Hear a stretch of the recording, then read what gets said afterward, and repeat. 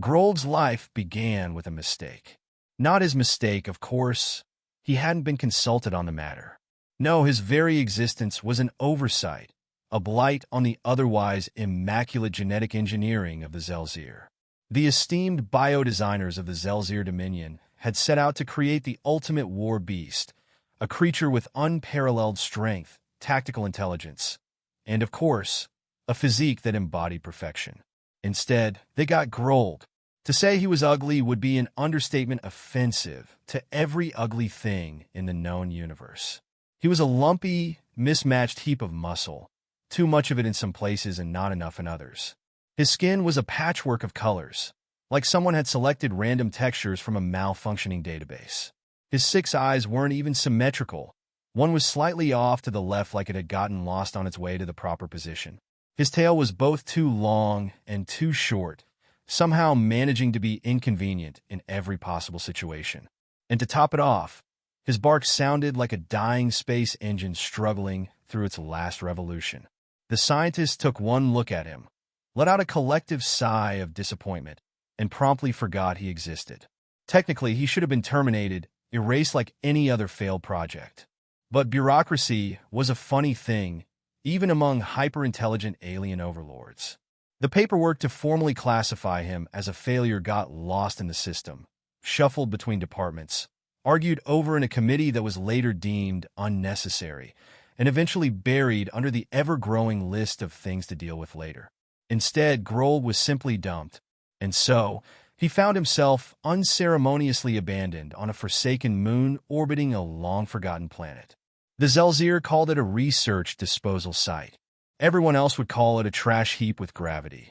It was where failed experiments, defunct war machines, and bioweapons with too many teeth were left to rot in blissful obscurity.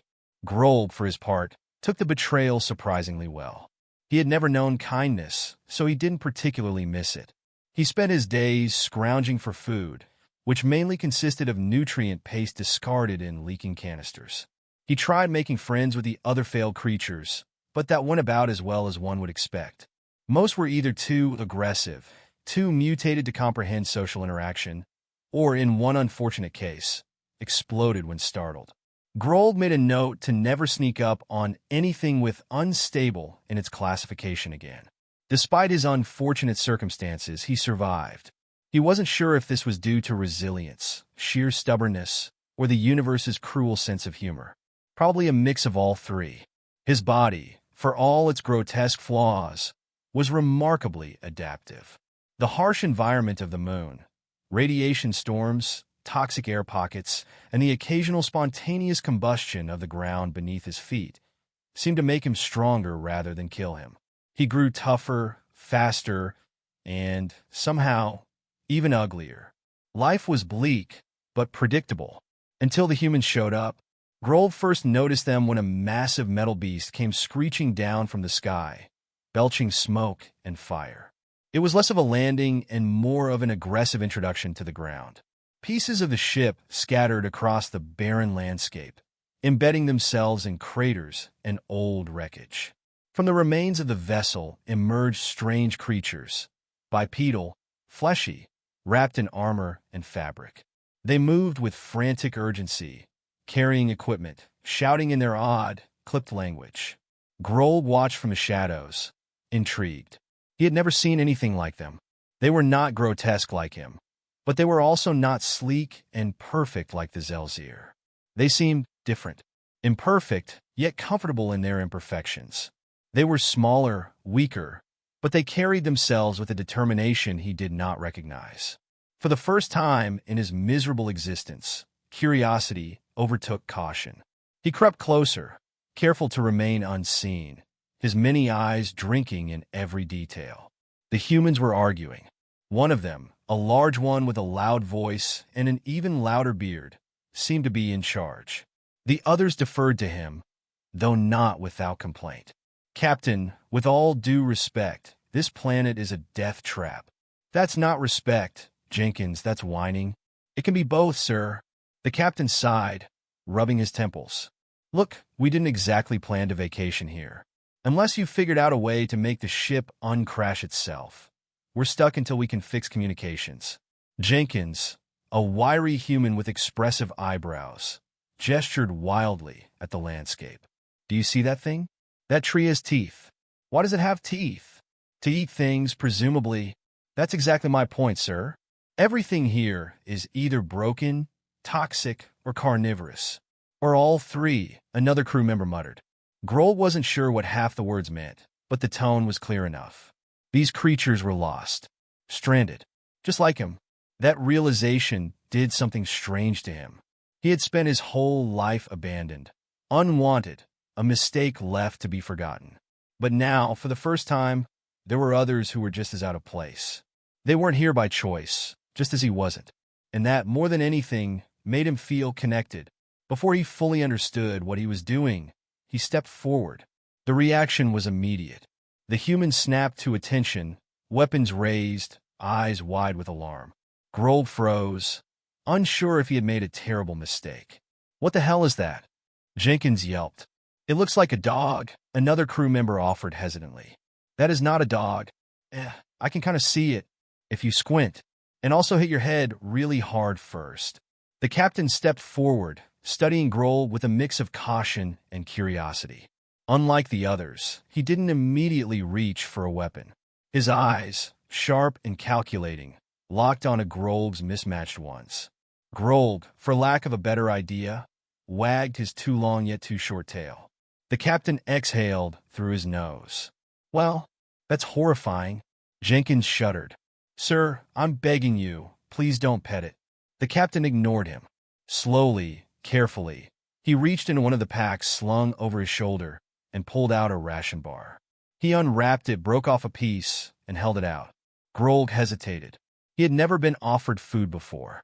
He had fought for it, scavenged for it, stolen it. But this was different.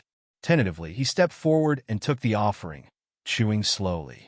It tasted terrible. He loved it. Jenkins groaned. Oh no, it's bonding. Sir, you fed it. That means it's our problem now. The captain gave a small, crooked smile. Yeah, he said. I guess it is. For the first time in his life, Grolg wasn't being abandoned. He was being accepted, and he had no idea what to do with that.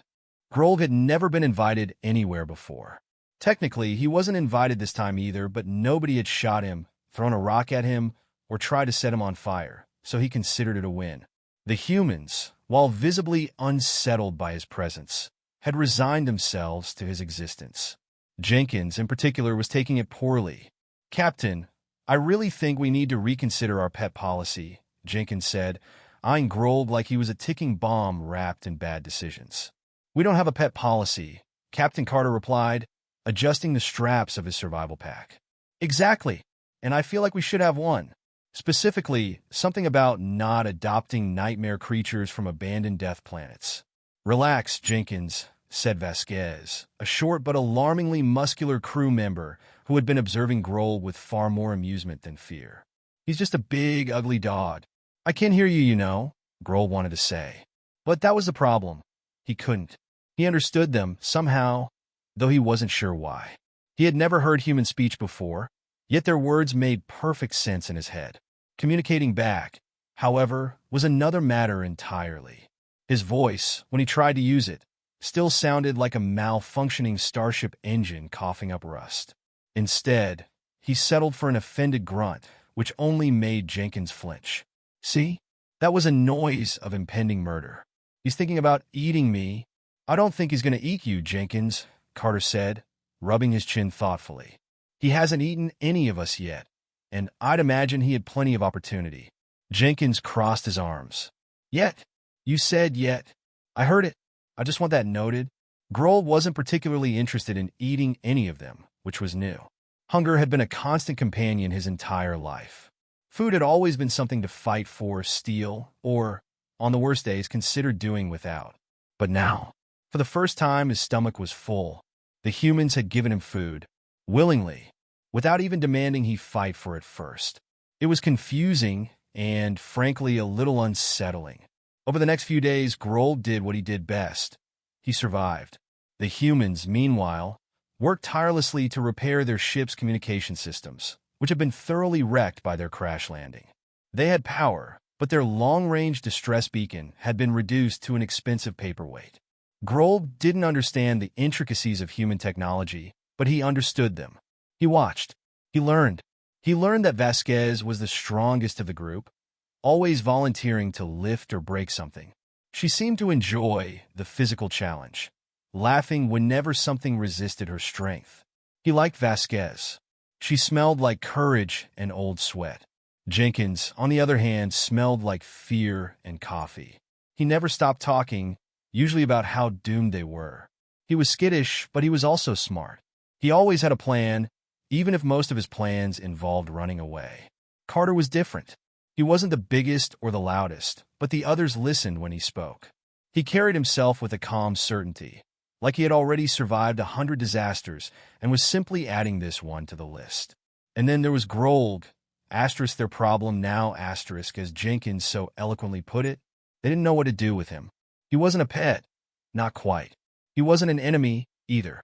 He was just there, following them, watching them, trying to understand why they were different from the Xel'Zir, why they hadn't abandoned him. The answer came in a moment of sheer stupidity. Jenkins, in a rare display of bravery, was attempting to recalibrate a power relay.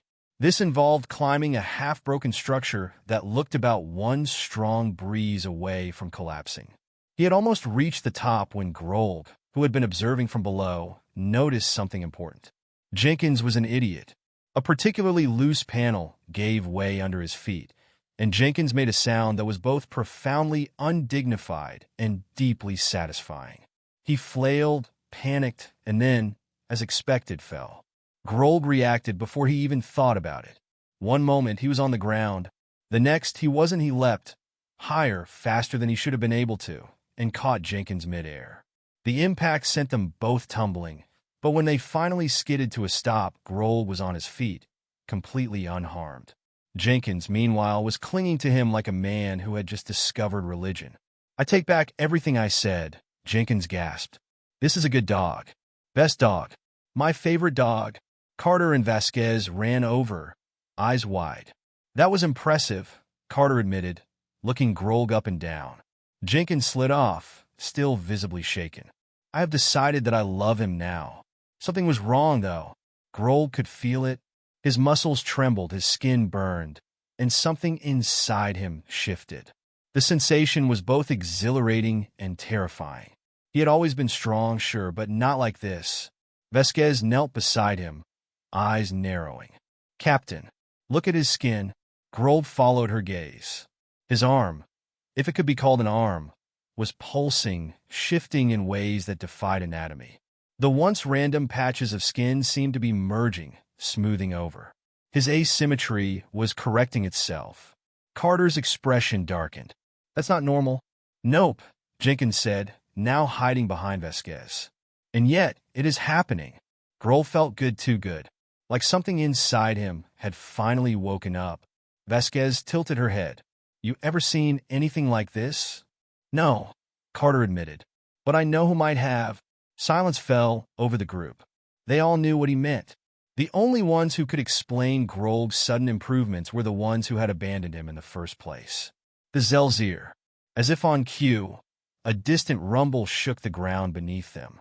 The sky, already dull and lifeless, darkened further as something enormous entered the atmosphere.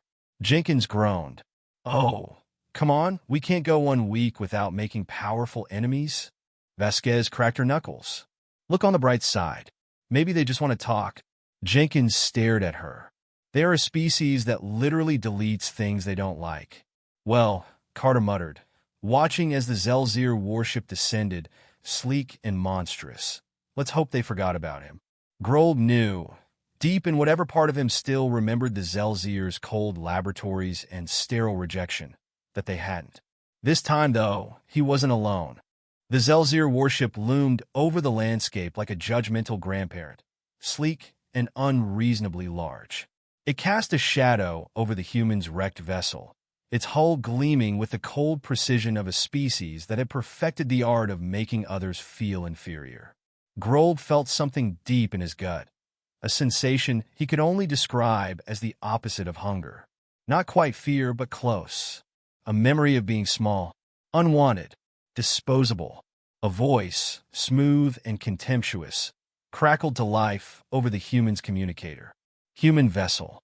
You have taken possession of defective property. Surrender it immediately. Jenkins, still visibly shaken from his near-death experience, let out a high-pitched laugh. See? I told you guys adopting nightmare dogs was a bad idea. Carter, unfazed as ever, picked up the communicator. This isn't property. He's a living being. The voice responded without hesitation. An error. Vasquez cracked her knuckles. I hate these guys already. Grolg's 6 eyes locked onto the descending warship. They had come for him. Not to reclaim him, not to fix their so-called mistake, but to erase it. To finish what they had started when they threw him away. A familiar feeling bubbled up inside him. But this time, it didn't feel like helplessness. It felt like something else. Something new. Something sharp-edged and awake. The warship's cannons powered up, humming with lethal energy. The Xel'Zir did not waste time with negotiations. They had spoken. Now they would erase. Carter turned to his crew. I don't suppose you have a plan? Jenkins shook his head. My plan was surrender, but I'm sensing that's off the table. Vasquez grinned, rolling her shoulders. My plan is punching. It's very direct. Grolg wasn't listening. He was changing the strange, pulsing energy he had felt earlier surge through his veins.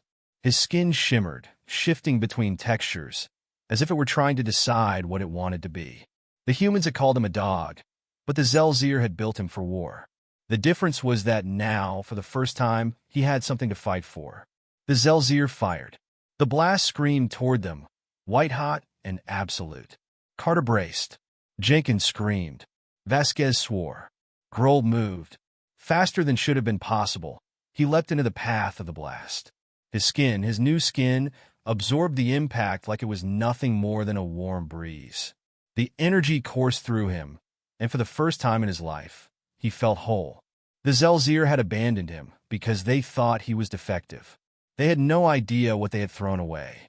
Grolg opened his mouth, and instead of his usual distorted growl, something else emerged, a deep, resonant roar that cracked the ground beneath him. His body, once mismatched and clumsy, moved with perfect, terrifying grace. The Xel'Zir had tried to make a weapon. Instead, they had made something far worse. Something they couldn't control. The warship hesitated. Just for a second. Just long enough. Grolg leapt. Metal buckled beneath his claws as he landed on the ship's hull. He tore through it like wet paper, ripping through panels, sinking his teeth into exposed circuits. The ship veered wildly, alarms blaring in a language he no longer feared. Inside, Xel'Zir officers scrambled in panic. It's adapting, one of them shrieked. Impossible. The failure cannot. The failure could. The failure was. Grolg ripped into the command module, his presence now broadcasted live across the Xel'Zir fleet. Every high-ranking officer, every bureaucrat, every scientist who had once dismissed him as a mistake was now watching him reduce their prized warship to scrap. Carter, watching from below, gave an appreciative whistle. Well, I'd say that settles it. He's definitely our problem now. Jenkins, slack-jawed, slowly nodded. I take back every bad thing I said.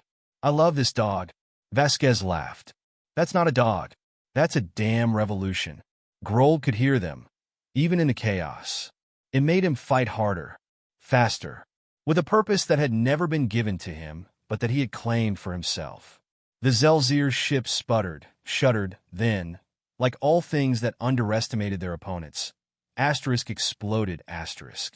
Grolg landed on the ground, shaking off debris. Smoke curled from his claws. He turned to the humans, who were staring at him in stunned silence. Finally, Carter spoke. So, you, got that out of your system? Grolg let out a satisfied huff. Jenkins, still pale, pointed at the wreckage. You realize the Xel'Zir are going to lose their minds over this, right? Vasquez grinned. Good. Let them. And they did. Across the galaxy, the footage of a failed experiment ripping apart a warship went viral. It spread through underground networks, rebel factions, even within the Xel'Zir's own ranks. Those who had been discarded, labeled as mistakes, saw it for what it was, a message. The Xel'Zir had tried to erase their failures. Now their failures were coming for them. One by one, planets under their control erupted in rebellion. Abandoned experiments, outcast species, even those within the Empire who had spent their lives afraid. Asterisk they rose, asterisk. And at the center of it all, a terrifying, ugly, impossible creature. Grolg. The Xel'Zir had made a mistake. Now, that mistake was coming for them.